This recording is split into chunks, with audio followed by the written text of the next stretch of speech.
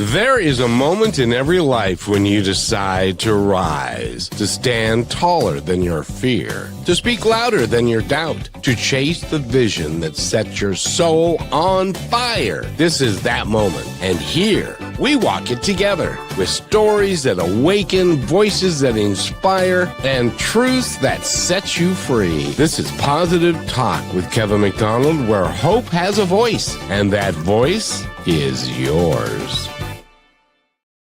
And welcome, everybody, to another episode of Positive Talk. My name is Kevin, and Brishelle is here, and I have another place for you to get to learn where to go, and because we're going to talk to a gentleman that came from such a place.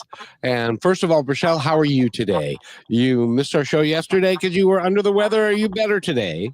Yes, I feel like I'm on top of the world, and I was humbled because I thought about everybody who lives in antagonizing pain all day, every day, no matter what they do. And then I woke up and felt brand new. So I am just blessed to be happy and alive and feel very good.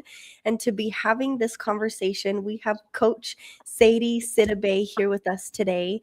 He has, what we're going to follow along with is his YouTube page. It's called The People's Coach. You can look that up at The People's Coach 10 and find it on YouTube. And he is going to tell us what exactly he is a coach of. So welcome, Seyti. How are you today? So I'm doing well. Thank you. How you guys doing, Kevin? Doing really, really well. And I mentioned to Brishelle that you come from a whole different country. Where were you raised at?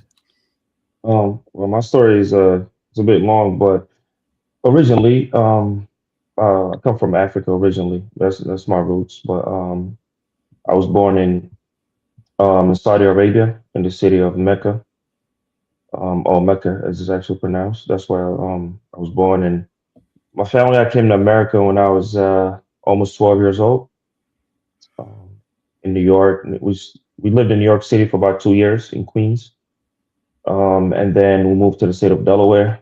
I was there for 10 years, and then I moved to Seattle moved to Washington back in 2010, November of 2010.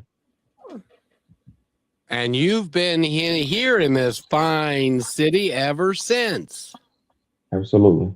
Yeah, that's pretty cool, Kevin. You're close to him. Yeah, he is because he's got 4 children at home and his house gets to be a little loud at times. He is in a library in Covington, Washington, I used to live on the East Hill of Kent, which is on the way to Covington. And so it's very, very, very close. And they've got lots of sports teams there, and he's a soccer coach. But before you were a coach, you were a player of note, weren't you? Yes, I was born into the game of soccer. Had around ever since I was born. I lived in a household that was big on the game of soccer. I'm in one now with my wife and kids, and so that's always been part of my life. I played in Saudi Arabia growing up. Played for one. It's kind of crazy because I only played 1 year of high school, and that was in Delaware at Brandywine High School. I played one season, and then I started to focus on basketball, which was great for me. It showed me different lessons, taught me different lessons in life, just focusing on something I was never good at. But then I got back to soccer in 2006 after the World Cup that happened in Germany. I got back to it. I played collegiately for a year and a half. Then I traveled out to Norway, and just for half a season, I made a team and I played a little bit. And then from there on, I kind of came back and wasn't really sure what to do. And then I got to coaching some years after that. What decided you to get into coaching? Well, first of all, I got to ask you, because playing soccer in Saudi Arabia has got to be a way different experience than playing soccer in Norway. Absolutely. Well, I was young, as a young kid who played in the streets, and that's where that's where the joy came from. Just playing out in the street. We played in school, in the court, before school, after school. Played in the house. I broke many glasses and stuff like that and got punishment for it. Like we put anyhow we can play, anytime we can play. That was basically life. And then obviously we had tournaments and stuff like that in school, in leagues and stuff like that. But then, yeah, obviously as a 20 something year old playing in Norway is a more, it's a bit more, is more professional definitely, and more structured. And it's a different two different worlds. You got the professional side, and you got what led you to that, which was the being a kid out just playing in the street. So Rochelle, go ahead. Yeah, so what transitioned you into becoming a coach rather than just being a player? I so I never really wanted to coach. Okay, like I never saw myself as a coach. So what I wanted to do was to be sort of like a general manager. Um, they call them now in soccer now. They call them like sporting directors. That's what I kind of wanted to do, but I didn't even want to do that in soccer. I wanted to do that in basketball. So it wasn't even about I wanted to do that in basketball. But then um, when I moved here, I used to live in SeaTac. So when I moved here, I used to play out in the Kevin. You might know the park, by High School. I forget the name of the park over there. But I used to play out there a lot, so I got to meet many players that used to play that played at the school. So they told me that they needed a coach. There was no coach, but so I got in contact with the athletic director, John Yellum. Got in contact with him, and he told me to come in and volunteer. That was back in 2012. I said okay, and it was looking good until I got a new job. At this point, um, I hadn't even started coaching yet, like anywhere. So I got a job. I was like, okay. So I told him I can't do it this year. I got a new job. I had a child on the way. So I was like, I would just do that. But but John had my contact. So the next year he contacted me. That was 2013. He contacted me again to see if by any chance I'll be interested. I said, okay, I'll give it a try. Um, so I did. Went in, interview for the varsity job. I got the JV, which was great, and I did. I still wasn't sure, but I was like, let me just give it a try, see what happens. But as soon as I stepped on the field, that first training session, I knew right away. I knew I was meant to. This is what I was meant to do. And so from there on, from March of 2013, I officially have been coaching since then. That's awesome. Well, and Rochelle, I got to tell you that I went to Juanita High School, which is in Kirkland, but one time the wrestling team went to Tyee, and that was in 1974. That's before either of you folks were even alive at that point. That's exciting. See, I played soccer, but it wasn't about playing soccer that made me like it. It was about the game itself and the coach that I had that made me fall in love with it. Because Sadie, I'll tell you, I hate running. So when you hear that I played soccer, it's like that doesn't really make sense. Right. But I could imagine how he felt as the coach on when he was on the field with us and when he gave us that energy as the players. Right. When we were in practice, we sucked, but when we played games, we were kind of good. I understand. Yeah. Yeah. I can absolutely relate because I didn't like running either, to be honest. But what took it away is just having a ball. That's when I had a ball, I just forgot about everything else around me. Just played. That was it. Mhm. Yeah. And by the way, I got to ask you, what position did you play as a basketball player? Well, I started off as a shooting guard because I had no handle, and I didn't even make the team the first two times I tried out because I shouldn't have. I was bad, but I worked so hard so I made it. My 11th grade year, I made it, and I played JV though, which was for me was the best thing ever, just by making the team. And I played as a shooting guard, but once I graduated, I had a lot more time to work on my game. So I started to play more as a point guard because by then I can handle the ball a lot more than, a lot more than when I played in high school. Yeah. Well, congratulations, because the point guard is the quarterback of the entire operation because they bring the ball down and then you distribute it to all the players, right? Well, I didn't I didn't pass much. When I learned how to actually play and score, I didn't. So it was just a point guard because of my height. It had nothing to do with the actual skill that's involved in playing a point guard. I just like to score. That was, I just played the position, but I played it differently. Yep. I relate to that.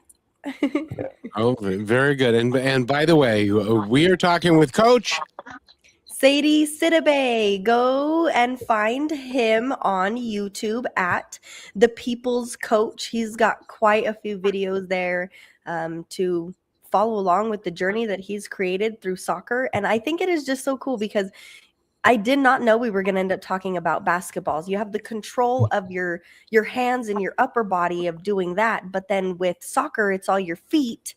Right. And Right. that's kind of cool that you have both of those. It's like being right and left-handed. Right. No, it definitely helped. Playing soccer helps playing basketball because of the footwork. If I was a lot taller and played more in the post, it would have definitely came in handy with the footwork. But you can still use it though as the position I played in every position actually. You can use the footwork from soccer into basketball. Really, but I didn't notice it because I grew up playing soccer. So some of those things help without me even noticing it. I never got the idea that I couldn't use my hands. That was not fun. So I played goalie if I played, because then I didn't have to run either. There you go. No, And I could use my hands. So right. that worked for me. So what got you into coaching? And by the way, first of all, thank you for getting into coaching because you are positively impacting a lot of young people's lives. Appreciate that. Thank you. So what got? Was your question? The question was what got me into coaching, correct? Yeah, what made you decide that this was? And I know you started out Right. at IE, but what was it that motivated you to continue doing what you're doing today?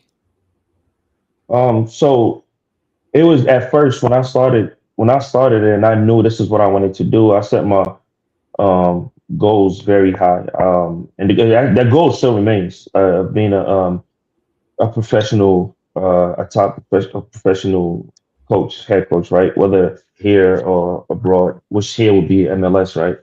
And abroad, anywhere, because I like to travel anyway. So if it's abroad, that would be nice too. But that was always a destination, right? But what came along that I wasn't expecting is really all the relationships and all the people you get to connect with, and how those people kind of impact your life, whether players or coaches who become mentors of mine. So that is the part that really kept me. And I love the game anyway, but those relationships and how you can connect with young people and try to bring out the best out of them, not only on the field, but also outside of it, and make that impact in whichever community. And that's why I'm still doing it to this day. Yeah. Did you ever have a parent come to you and they're like, Coach Seyti, what did you do with my kid? This is a whole different person. Yeah, you get if you've been in it long enough, you definitely get both sides of it. Like my kid is not happy. Usually that's coming from not playing enough and things like that. But majority of the time, though, it's positive stuff like you just mentioned. Yeah. So it definitely it goes both ways. But I've been lucky enough to majority of it have been positive for me. Good. Well, and that's the thing. By the way, if you are a parent, I've got something to share with you. My youngest son, who was a football player, and he was not playing all the time because there were some things that he needed to learn.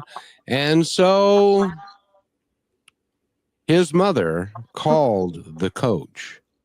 Now, this is a high school kid, and his mother called the coach and said, "How come my son's not playing more?" So, if you are a mother of a child, don't call the coach. Let the kid take care of it and work with the coach. Have you ever had anybody call you and say, "My son's not playing enough"? Yes, you get a call, you get face to face, you can do it in person.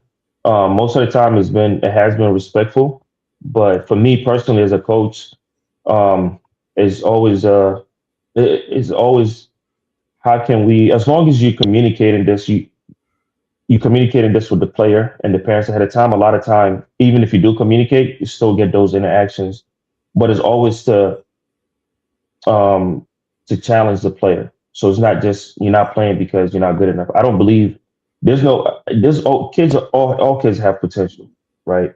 So they're different levels, but they all have potential. So you just have to find a way to, because not playing enough, for example, doesn't equate to you're not good enough. It could be some things we need to see some things, X, Y, and Z, and then we can slowly build you up to that, and that goes beyond soccer. That's more life skills that I do the best I can to instill that within every player that I have, whether they're 17 or they're 12. How you do it depend on their age. Of course, they understand things different ways, and you do the best you can. You won't reach every single person, but if you do it correctly, they can have an appreciation for you. It may not be in the moment, it may not even be in that season, but if they happen to go elsewhere, they may look back and have an appreciation for what you were trying to teach. And I've gotten that a lot. I have gotten that a lot. That is awesome. And Rochelle, we need to take a break. But first, let's get his information out again. Yes, visit Coach Seyti Sidibay at his YouTube page, The People's Coach. You can search The People's Coach 10. He's got the videos and some other things. And then, Coach, do remind, is there any other ways that you have available for people to contact you or find the work that you do? I mean, I have an Instagram. Okay. I have an Instagram page also. It's called SETI. Sorry, I don't. It's SETI the coach, and it's Okay. underscore SETI underscore the underscore coach. So SETI the coach. Perfect. Perfect. We need to take a real quick break, and we'll be right back with more with Coach and the impact that he's had on a lot of youth. And when we come back, I want to ask him his favorite story of somebody that was on his team and then came back after they were done playing and said that you had an influence on them. That's got to be a really heartfelt thing. And we'll be right back after this. Do you want your child to develop lifelong emotional skills as well as academic ones? We teach kids how to read, how to count, how to behave. But what if we taught them how to understand themselves? Abracadabra by Terry Bean is a gentle reminder for children and adults that emotions aren't something to fix. They're something to listen to through imagination instead of instruction. This beautifully written story helps children feel seen, safe, and understood. It builds emotional awareness, self-trust, and the kindness without screens or pressure. Paired with the companion creativity book, reflection becomes expression, and lessons become lasting tools. If you want to nurture emotional confidence, calm, and creativity, this is where it begins. This isn't screen time. This is connection time. This is storytelling with purpose and a sprinkle of magic. Buy Abracadabra today and give a child tools they can carry for a lifetime. And welcome back to Positive Talk. My name is Kevin, and Rochelle is right there. And our guest today is Coach Seyti Sidibay, and you spell that Seyti, his first name, and the last name is Sidibay, which you can find on YouTube, his page, The People's Coach. I just love the way you say that. Say his name one more time. Coach Seyti Sidibay. Very, I think it's and very interesting. I've never heard anybody with that name at all, and it is very unique, so it's hard to forget. No, it's not. It's not a common name. Even the last name is common, mainly in West Africa. Is common. The last name is the first name. Only know two other people, three other people that have that same name and we're all related. They're cousins of mine. Yeah. Very No, cool. yeah, we're named after our grandfather, my paternal grandfather. So those are the only ones I know with that name. What a blessing. oh, very good. And so in Africa, you were in which country?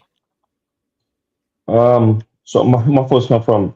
If you know the history of Africa, it, it was separated a lot by it was separated a lot by the colonial powers and things like that. But a lot of those places are kind of similar. So if I were to say, for example, like you will find the same people in like 4 or 5 different countries, the same people from the same ethnic group like that. So my family come from Guinea, Mali, Liberia.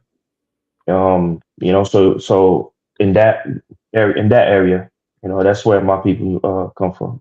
And but really, before identifying with countries, we will typically identify with our ethnic group. So I'm from the Madinka ethnic group, and you can find them in those three countries I just mentioned. You can find them in Burkina Faso and Sierra Leone. You can find them in Ivory Coast. You can find them in Gambia, Senegal. So it's all over. You know, Can you find them in Kenya? it's not. So that tribe is not usually in East Africa. No, it's mainly in the West. The Ah, ethnic group. very Yeah, very mainly in good. the Western region. Well, we've got a guy we want to introduce you to, and we'll do that right now. Hi, Samuel. He says, congratulations and hello, hello, my brother Kevin, sister Ambassador Burchelle, and guest brother Coach Sadie, watching and listening to you live from Kibera Restoring Hope Center, based in the slums of Nairobi, Kenya. This is our favorite program. We are tuned in. Thanks, Positive Talk Radio, for highlighting our weekly feeding program, No Child Goes to Bed Hungry to the World. And of course, we love you guys so much. And I just have to say, Samuel, thank you so much to the happy tears that you have brought to me all weekend long as I've shared the video of you and the kids singing me happy birthday. I will live up to that feeling every single day of my life. So thank you for tuning in. We know that soccer is huge for you guys over there. So maybe we'll get to learn a little bit through Coach Sadie. Very good. Say hello to Coach Sadie, to Samuel. Sammy, thank you, Sammy. And very good. And by the way, he is in their teaching facility, and there are probably 10 to 20, perhaps as many as 30 people watching the show right now as it's being done. So don't be nervous. Uh, Hello, everybody. I love you so hello, much. hello, hello. Well, and It's nice. I just have to say that Rochelle's birthday was not too long ago, and Oh, they got the kids together to sing happy birthday and send her a video. That thing, every time she wants to clear her eyes out with water, she just plays that video, and it's pretty remarkable. And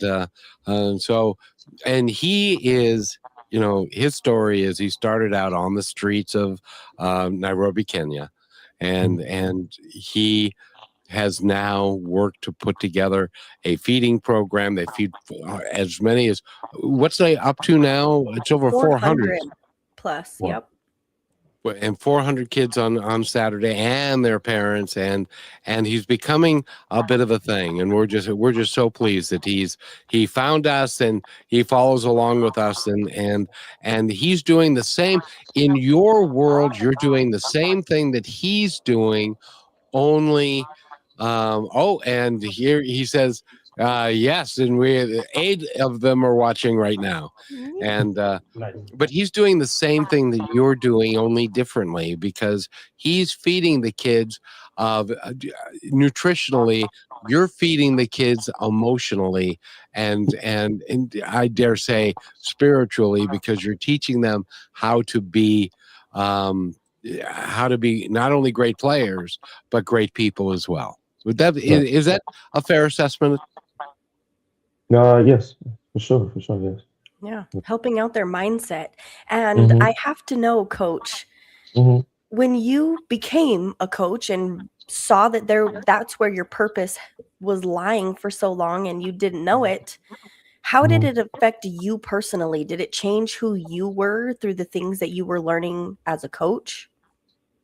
Yes, how to,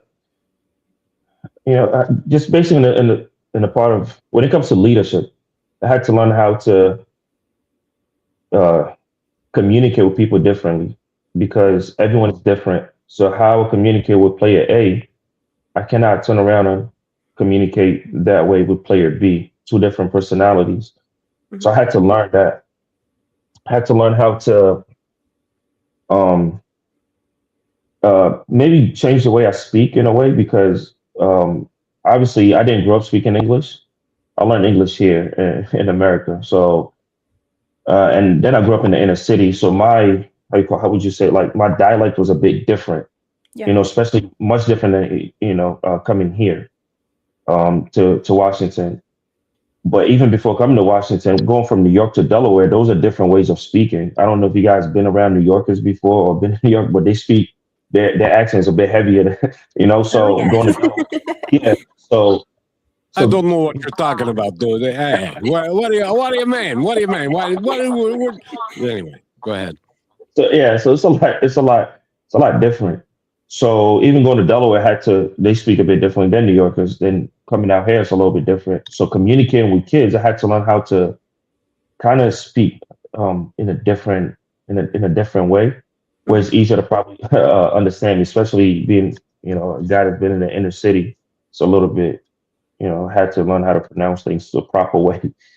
When you speak. So that was another part what I had to get had to learn that. And then one thing I will say that really that I was happy about was the way I was. I did grow up because I grew up in an Arab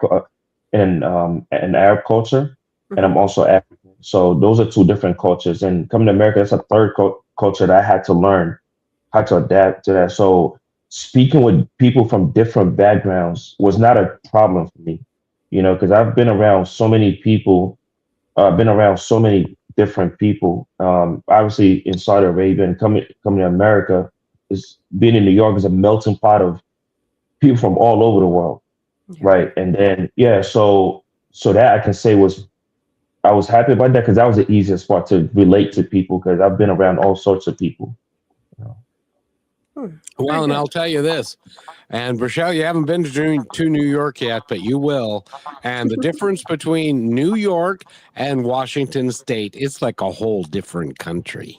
Yeah. New York is a whole different beast. It's a whole different beast. But I loved it. I did my middle school in New York. Seventh and eighth. I think now it's sixth, seventh, and eighth, but back then it was seventh and eighth grade. But and I loved it. I still love New York. I don't think I can live there, but but I love it though. Well, and I got to tell you, you are in God's country now. Hmm. I hear you. Yeah. Well, the cool thing is you can go onto a soccer field and you don't have to look for snakes or you don't have to look for weird things that are out there. And everybody is just wonderful and nice here, right? Well, Right, maybe not. right. Yeah. No, it's different than New York. I can say that. I can say that it's definitely different in New York. But I only have 2 years experience of New York, so most of my time was in Delaware, which I love Delaware. I love it. So maybe they're more closer to Washingtonians than I would say New Yorkers for sure. Hmm.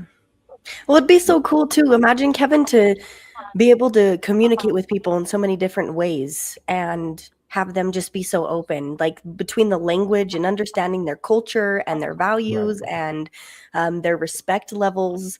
And we were just going to bring that up, Kevin, if you want to take the next break, because I want him to be able to answer the question that you originally asked about the experience of having a child come back later on in life and say, hey, you really had an impact in what that was like. And I also wanted, since he was in the inner city of New York for a period of time, And they have a whole different way of speaking, including using words that were probably not appropriate to use with either kids or with their parents. And like Rochelle, she talks way differently when she's on the show than she does in real life. She leaves out like a third of her vocabulary because it's not appropriate for the airwaves. But you but would never know, though. She's very expressive. We need to take our halftime break, and we'll be right back. And we are with Coach Seyti Sidibay. Go and visit him on YouTube. He's got a page, The People's Coach. Go follow along with his journey with him and the kids through his coaching. And we will be back in a minute and 20 seconds. You're listening to Positive Talk Radio Network. We're on a mission to entertain, enlighten, empower, and educate through inspiring music, dynamic conversations, and yes, laughter. Join me, Kevin McDonald, and Rochelle as we declare our freedom from hate, division, and fear and celebrate a better way of living. Go to positivetalkradio.net to find out more. Most people live their lives trying to escape tension. Rudra meditation teaches you how to use it. In Rudra meditation, Stuart Perrin shares over 40 years of lived practice. Not theory, not philosophy. He shares a non-denominational meditation practice that transforms emotional, mental, and physical pressure into clarity, joy, and love. This meditation isn't monastic, sequestered, or a means of hiding from life. It's a craft one learns that helps embrace day-to-day reality. It enables us to be responsible, to deal with loss, to master internal chaos. If tension runs your life, this book shows how to meet it and change it from the inside. Get a copy today. Discover a form of meditation that will transform discomfort and unhappiness into an open heart. And welcome back to Positive Talk. My name is Kevin McDonald, and Rochelle is right there. Say hello, Rochelle. Hello? Can you hear me? Was that you? No, I don't think that was me. It wasn't me either. I don't know. Anyway, Coach Seyti Sidibay. You have to try it at least once. It's really fun. His name is Seyti Sidibay. There you go. Yes. And go ahead and ask the question that you asked prior to the break. Well, it's actually your question, but I really would just either a situation where a kid came back to you and told you how much of an impact you have, or maybe a student that was extra needy in the way of maybe having an attitude or throwing fits or whatever it was, and how you dealt with that and taught them that there was a better way to be. Let me see. Usually with younger people, now is it was later on, I would say. Like there's some players that I have coached, like years later, they would tell me, thank you for this and that. But usually it'll be in youth soccer, usually it'll be the parents that will kind of tell you those type of things. Cool. But yeah, it's been players years later that came back to me and were able to would say positive things about their experience and how I was part of their journey towards where they're going, and how appreciative they are to what I was able to do for them. Sorry, I mean, it feels good, to be honest, because coaching is a thankless job, so it does feel good. It does kind of let you know that you are doing the right thing. So because those means a lot more to me, to be honest, than anything, because especially that I'm not looking forward to it, because I do it just because it's the type of person I am. I'm gonna help out anyway, regardless of how a player may feel in the moment, or how a parent may feel toward me and may feel if I'm unfair or what have. I'm going to help anyway, regardless, because that's what I'm supposed to do. I'm not saying supposed to as far as like a job or whatever. No, that's the type of person I am. I feel this is what I'm meant to do. That is my purpose. So, you know, When I was coaching Little League, and it was the last game of the season, and there was one of the kids. He didn't play very much. He was a nice kid and stuff, but he wasn't really very good. And it was after the last game, he came up to me in tears because he was sad that I wasn't going to be his coach anymore. And those kind of things affect you in a myriad of ways for your entire life, and that you've had impact, positive impact, right, on the youth of America that have done, and that has to make you feel like getting up in the morning the next morning. I was looking at one of your videos saying, my alarm went off at 4 o'clock in the morning. I wasn't interested in getting up at 4 o'clock in the morning, but I did it because sometimes you got to do stuff that you might not want to do. And absolutely. that's a great lesson in life, isn't it? Yeah, definitely is for sure. Makes it worth it, right? Oh yeah, it does make it worth it. And I got to ask you, because one of us is a former figure skater. Can you guess which one? It's not me. No, it's not me, but she is going to be looking at embarking on a coaching career and teaching kids. Do you have any advice for her as far as being a young coach working with kids? Patience is number one. Mhm. Patience, and to understand that it's about them. So they're gonna be different levels. Just have to be extremely patient and remember why you're in the first place. Right. Yeah, a big thing I've been thinking about too, I was communicating with Kevin, was about reaction and response to Mhm. anything in life. That is very, very important. But as a kid, and you in any way, shape, or form are their coach or their leader, they're looking at what you respond to, but Right. how you respond to it. Do you work closely with your students to make sure that they are forming the right, maybe not the right, but a healthy perception of how they're looking at things through the game, and then help them later on in life as well? Yeah, I think it's important to understand that I do tell them that no one is perfect. I'm not perfect. So, you know, we're supposed to make mistakes. We will make mistakes intentionally or unintentionally. So is how can we work together to make sure, however, if the response was a negative way, how can we look at it differently next time? Not saying that it won't happen, but how can we recognize, you know, how can we recognize certain things and how can we try to respond to it better? Because it's all about trying.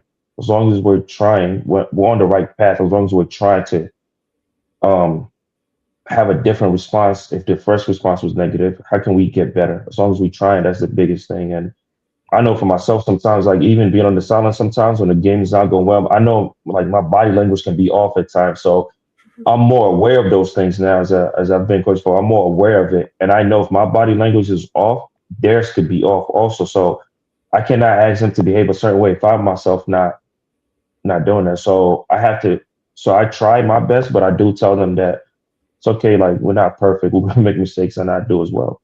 So it's just how it's all about working together. That's is working together. That's a key thing.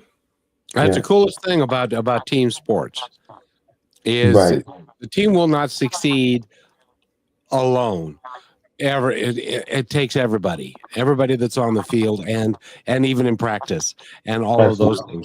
things to make it so that the team can be successful, because it's not about any individual. That's a great lesson in life, isn't it? Absolutely. Absolutely.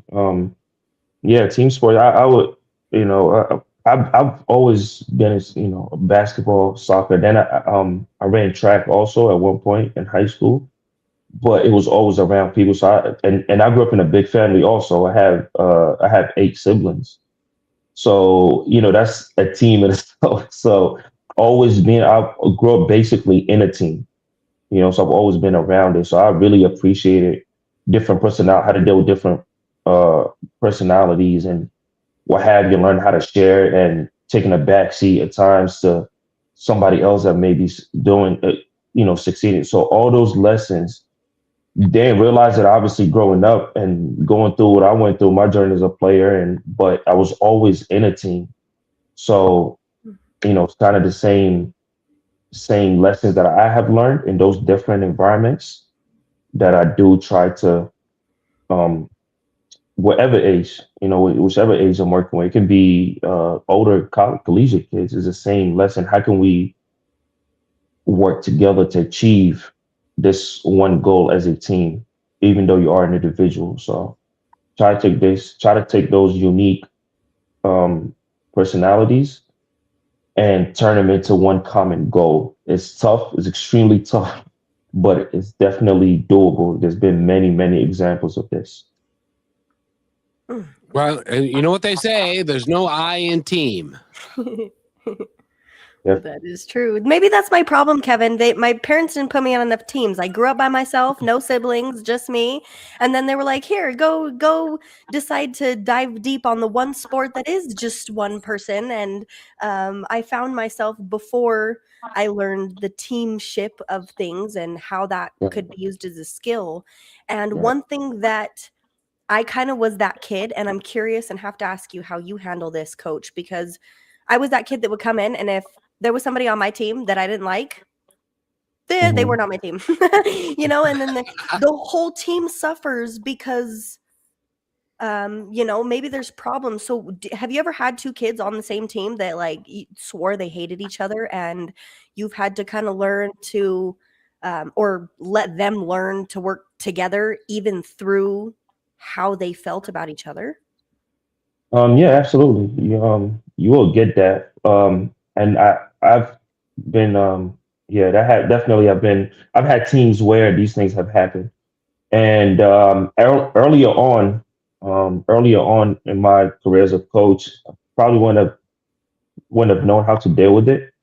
Mhm. But as I continue to grow, especially in the leadership department, I've been able to talk to the players and the personalities involved. It may take a whole season. So it's not like I talk to you today, tomorrow you guys are best friends. No, it may take an entire season, but yeah, it's really just it comes back to the common goal and always understanding um, that whatever's going on cannot be bigger than what the team goal may be. And whatever that team goal is, it cannot be bigger than that. And little um, I'll give it a example. Just me as my experience as a player. I had a teammate who I did not like at all. And we didn't like each other, but we just did not like each other for whatever reason. Sometimes it just don't, adapt. Sometimes you just don't connect with some people. Yeah. So what happened? I came to find out um, some things about his personal life, and that made me extremely sad because I didn't think that was fair for anyone to go through things like that. So I started to change my behavior around him. I started to, maybe he thought I was being weird or whatever, but I started to like maybe on my part I could change some things about the way I talk to him and things like that. And we were teammates, so we're gonna see each other a lot. So once that happened, his response to that became a bit different also. So he started to, and then we just became we just became friends, So we became friends to this day, we're friends. But sometimes you don't know what people going through. You just don't know, and once you know some things and you just be nice anyway, but once you find out some things about some people, you know what they're going through, and sometimes those things can help, because not I don't think anyone has it perfectly. Life at home can be difficult for some, and if the only place they go to release or to not think about the pressure and the stress of life, and they have to go through things like going at it with a teammate, that is kind of unfair. But yeah. For sure. Yep. I said that there's no I in team. Let me tell you a story real quick. After Kobe Bryant passed away, and God rest his soul, Shaq was talking about him, and he said, I was there, and one of the other players came up to me and he said, "Does that sound like Shaq?" I hope so. Anyway, Not very much. not It's really. okay. Okay. And he said the other player said Kobe's not passing the ball, and so Shaq said, "Well, I'll go talk to him." So he walked up to Kobe and he said, Kobe, there's no I in team. And Kobe looked right back at him and said, "No, but there's a me." Yes, I know that. Yeah. I know about that story. Yeah, I know about that story. Yeah, that's That true. matters. Yeah. How are you Yeah. playing your part? And for him, it was me. It was all about me and all about Kobe. But he was a great shooter, a great player. And by the way, we're talking with Coach Seyti Sidibay. Go and visit his YouTube, The People's Coach. He's got all of the videos, shorts, and playlists, things you can follow along with through his own personal journey and with his team as well. I love that you've created that, by the way, Coach, so that people can use that as inspiration and learn through you without even having to be on the field or see you in person. So that's powerful. So thank you. Appreciate that. Thank you. and congratulations on everything you're doing. We need to take our last break, and we will be back in exactly 1 minute. And again, we're talking with Coach Seyti Sidibay. That's SEYTI SIDIBAY. And if you didn't get that, then maybe you should just listen a little better because his name is phenomenal. So Coach Seyti Sidibay will be right back taking our last break, and we'll close out the show. Coach, isn't it fun to hear her say your name? She does it so well. Great job. I'm trying to think of all these other ways. I'm like, wow, you could really get curious with that name. That's all good.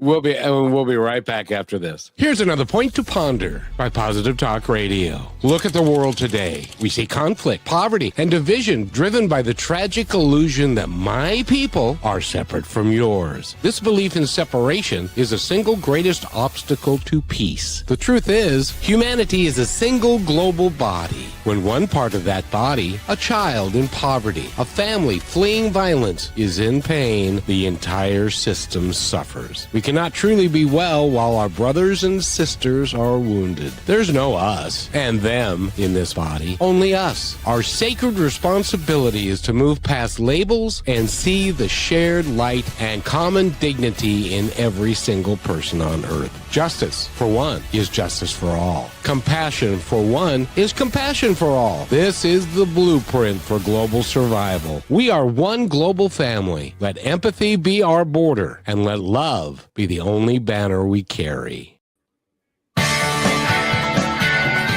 And welcome back, Rochelle. We're talking with Coach Seyti Sidibay. And I did it, see? I knew it. And question, Rochelle, as thought? Yes, one thing I've been wondering, Coach, is you have you go through the practice and then you have the games. Mm-hmm. Is there one that you like more or the other, and why? I mean, everyone loves the game, right? But especially, players, it's all about the game.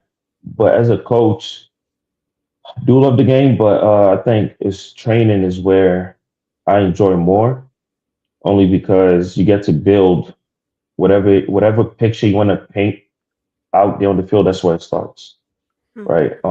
Whether it's with whether individually or as a team, whatever you teach, and that's what comes out on the weekend, right? So for me as a coach, is training. But when I was a player, I liked training, I did, but the game was that's just the big event. So, Coach, I got to ask you, if you have a kid on your team who's got loads and loads of talent, but hates to practice, what's the conversation you had with them?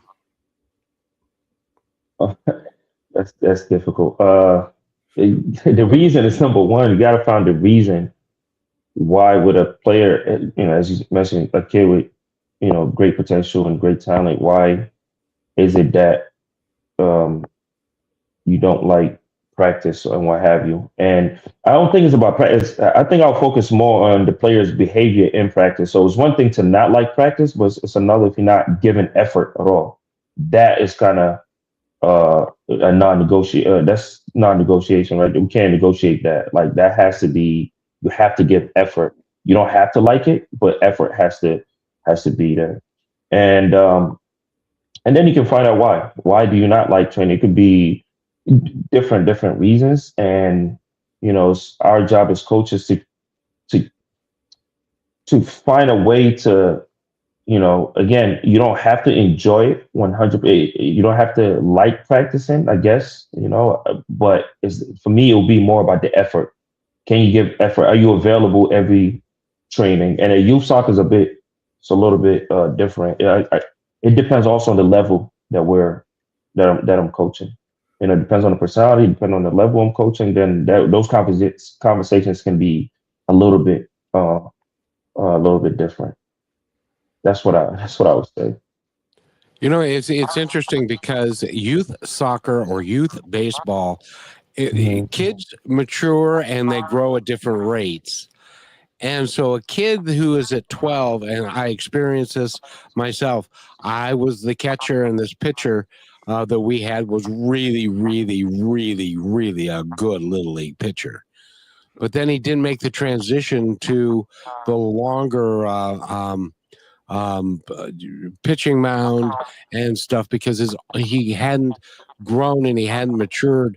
Did you ever have a kid that when he was at a younger age was head and shoulders better than everybody else, and then as everybody else grew up around him, he wasn't as good?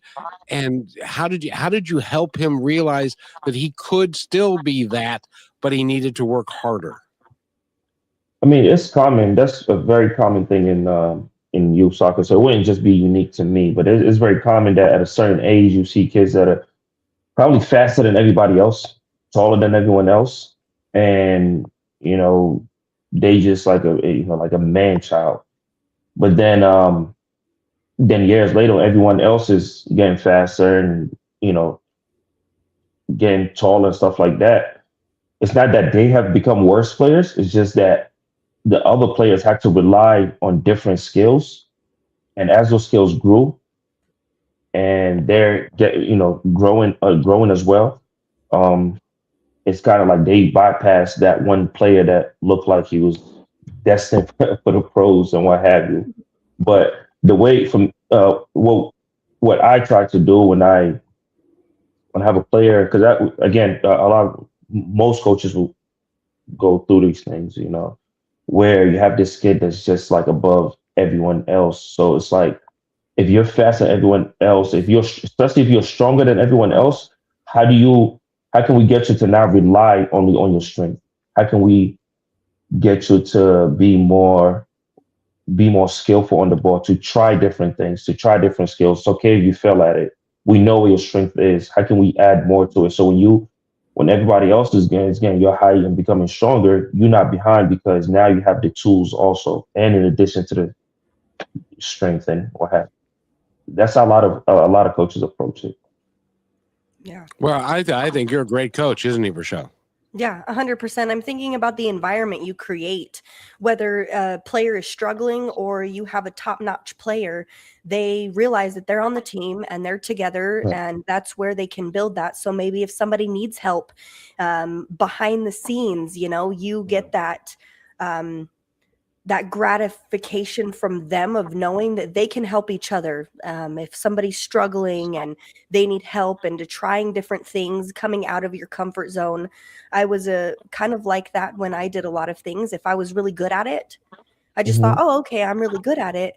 But when I was pushed out of my comfort of what exactly I was good at, it completely changed the way I felt about the whole situation and myself. And so to teach these kids to look after one another, but also to pay attention to how they are, because it affects the entire team. Learning that at such an early age will help you so much in your life. And I for me, it's inspiring. I'm going to take everything that you've said and I'll try to incorporate that in the skating world with these little kids, because it is more of a team thing too. There's so many skaters that I've been able to help and so many who have helped me, but you have to be willing to learn, and that can be hard for some kids. So I honor you for that. Thank you. Appreciate it. Thank you. You know, and one of the hardest things is that when, especially in athletics, everybody thinks that they are going to be the next Michael Jordan or the next Kobe Bryant, and they're going to be all that in a bag of chips, and they're going to be really hot. The fact of the matter is that what you're teaching them is life skills, because those are going to go a long way farther than if they make it into the pros, because, and you know the statistics, very few people make it all the way into a professional career and then make a lot of money in that professional career. But if you teach them the skills that are going to help them in life, that's a much bigger deal, isn't it? Definitely did. I had a coach also that had an impact on me, and actually when I first started, my third year in the coaching, I became a varsity coach my third year, right? So first thing I did, I went back to Delaware. This was, I forget what year, 2015. I went to see her.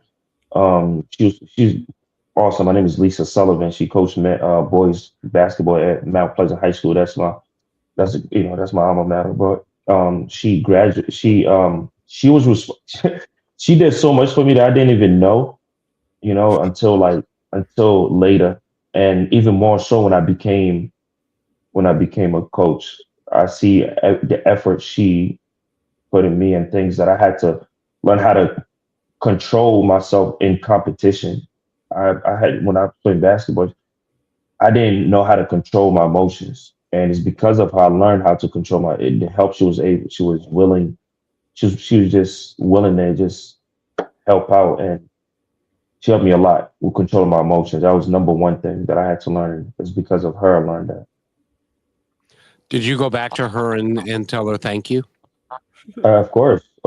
When I got the varsity, I went back to tell her thank you, but also, and she invited me out to the trainings, to the basketball practice and the games and stuff like that. I got to talk to her during that time.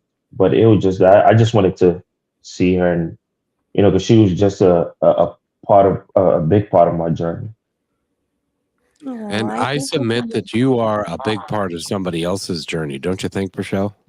Oh, yes, 100%. And Coach, before we close out the show, that's kind of what I wanted to ask is, through this coaching, has it helped you as well, not only the kids and the parents, but you in your own life when it comes to you now having children and learning those leadership skills? Yeah, it's an ongoing process, so I don't think we're ever fully there, but it's always trying to learn. Um, uh, be open to failing, because you're gonna fail. Being open to that, and just as long as you're trying to get better. But this leadership thing is something that I take extremely seriously, and I just always try to evolve. I get it wrong. I get it wrong at times.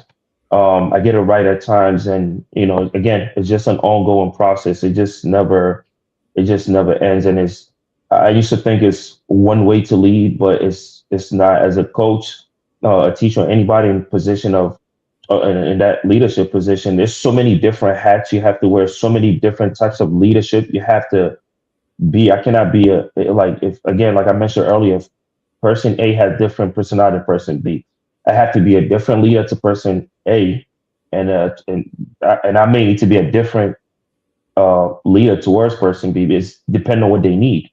So I have to wear many, many different hats, and I love it because I'm very intrigued by by leadership and things you can learn from it. So it's always an ongoing process for me. It's an ongoing process for everybody. Everybody continues to learn, and they get better at what they do. And I wish you the best of luck, Coach, on reaching your goals of becoming a professional coach and maybe traveling the world. Although I think your 4 children may have something to say about that. Nah, for sure. No, we all travelers anyway, so they're all right. Yeah, but Take kids with you. no, yeah, we travel as a family a lot. We travel as a family a lot, so Good. they love it too. But thank you guys so much, Kevin and Rochelle. Thank you guys. Really appreciate this opportunity. Of course. By the way, I wanted to ask you, you were one of 8. What number were you? I'm one of 9. So yeah, one of 9. But I am number 4. Number 4. So you were right in the middle of the pack. So you had mentors on one side and you were the mentor on the other side. Yeah, absolutely. That's Absolutely. Yeah. I'll create my own little army someday. It'll be fun. Thank you guys. Appreciate it. Thank you. Thank you very much, Coach. And Rochelle, is information one more time. Yes. Well, Kevin, thank you for making these conversations possible. Thank you, everybody who's tuned in to Positive Talk Radio and listened to Coach Seyti and his story. I hope you were inspired by it. Go run around, chase a ball, do something fun. But if you're going to do one thing, go to YouTube and search The People's Coach, where you can find Coach Seyti Sidibay's information and follow along with him in his journey. And Coach, we'll have to have you back in the near future to see where you're at. Anytime. Thank you guys so much. Coach, have a great day and say hello to all the kids and tell them that you're now an international star. For sure. Thank you guys. Appreciate it. Have a good rest of your day. Thanks, Coach. Thank you for being part of Positive Talk with Kevin McDonald, where stories inspire and voices remind us of what truly matters. May today's conversation give you hope, courage, and a reason to keep moving forward. And just remember, till next time, be kind to one another because each other's all we've got.